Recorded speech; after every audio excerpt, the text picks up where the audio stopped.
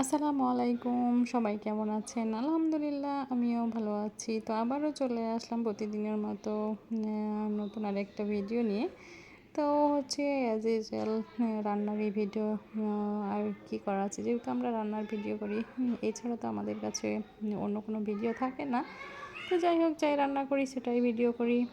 তো এখানে আমি রান্না করছিলাম বোয়াল মাছ।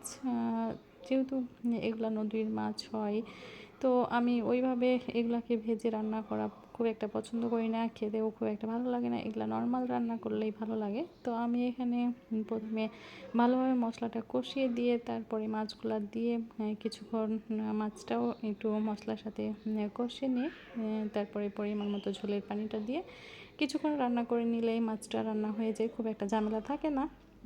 এভাবেই বেশ ভালো হয় খেতে। তো মাছ রান্না হয়ে যাওয়ার পরে আমি এখানে আজকে মুগ ডাল দিয়ে মাছের অনেকগুলাই মাথা জমে গিয়েছিলো, সেগুলাই রান্না করব। এগুলা হচ্ছে মাথাগুলো এক্সট্রাভাবে রান্না করেই হচ্ছে যে খিচুড়ির সাথে দিয়েই খাওয়া হয়। নর্মালি মাথা রান্না ওইভাবে হয় না। আর বড় মাছ নিয়ে আসলে অনেকগুলাই মাথার গাল ফ্রাই এগুলা টাইপের কিছু থেকে যায়, যেগুলো দিয়ে হয়তো অনেক সময় আলু দিয়ে রান্না বা কোনো সবজি দিয়ে রান্না বা মুগ ডাল দিয়ে রান্না এগুলাই বেশ অনেক সময় করা হয়। তো আমি বেশ অনেকগুলাই যেহেতু বাসায় জমে গেছিলো, তো আমি আজকে ভাবলাম যে মুগ ডাল দিয়ে রান্না করলে বেশ মজা হয় খেতে, তো অনেক দিন খাওয়া হয়নি।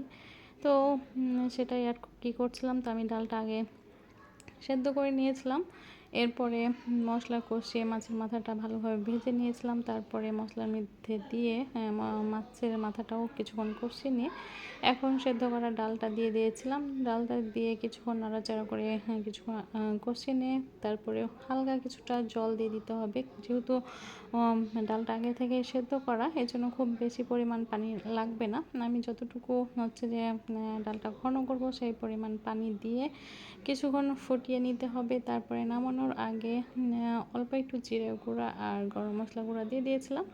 এরপরে কিছুক্ষণ রেখে দিয়ে নামিয়ে নিলেই হয়ে গেল। তো আজকের রান্না আমার এই পর্যন্ত। সবাই ভালো থাকবেন। আল্লাহ হাফেজ।